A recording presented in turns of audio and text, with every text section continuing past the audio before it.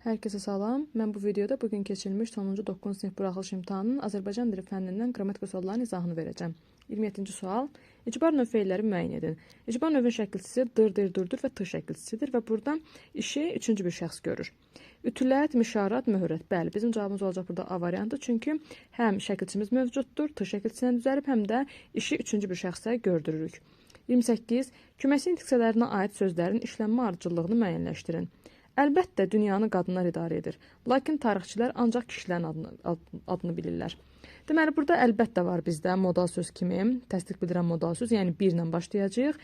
Daha sonra dünyanı qadınlar idarə edir, lakin qarşılaşdırma bağlayıcısı 1, 2. Ancaq kişilərin adını bilirlər. Yəni, tarixçilər yalnız təkcə kişilərin adını bilirlər. Bu da olacaq məhdudlaşdırıcı ədad.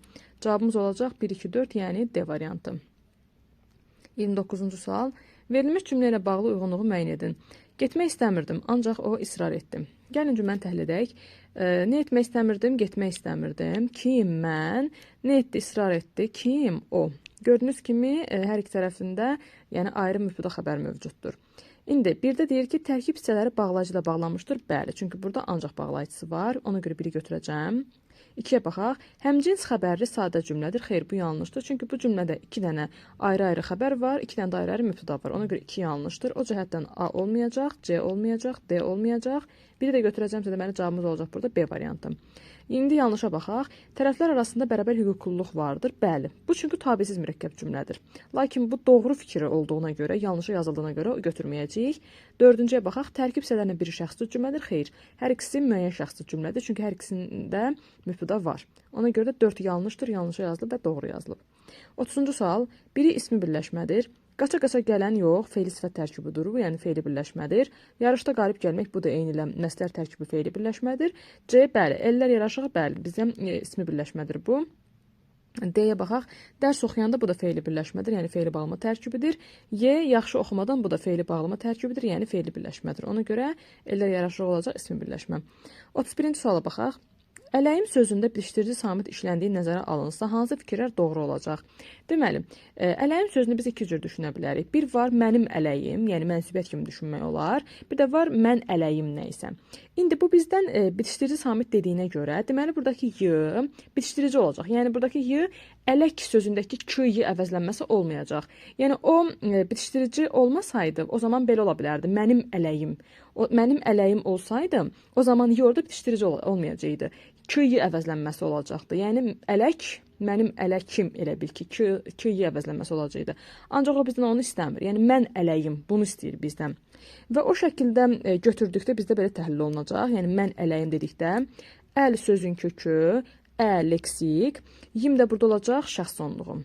İndi gəlin baxaq.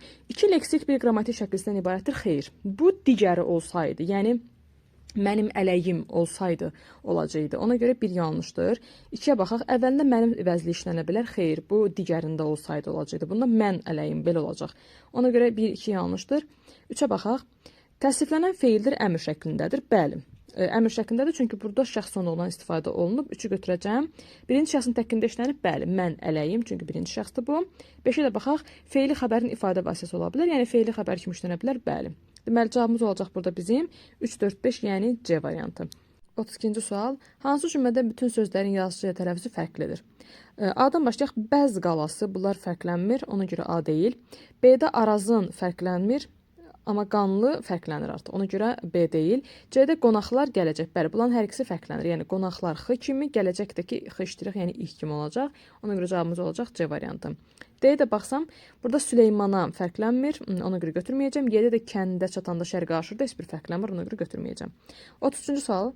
Şəxs əvəzliklərinə aid düzgün fikirləri müəyyən edin. Şəxs əvəzlikləri kəmiyyətcə tək və cəm olur. Bəli, mən, sən, o tək, biz, siz, onlar isə cəm. Ona görə biri götürürük. Bu əvəzliklərin bir qismi hallana bilmir. Bu yanlışdır. Şəxs əvəzliklərin hamısı həm təki, həm cəmi hallana bilir. Ona görə 2 yanlışdır.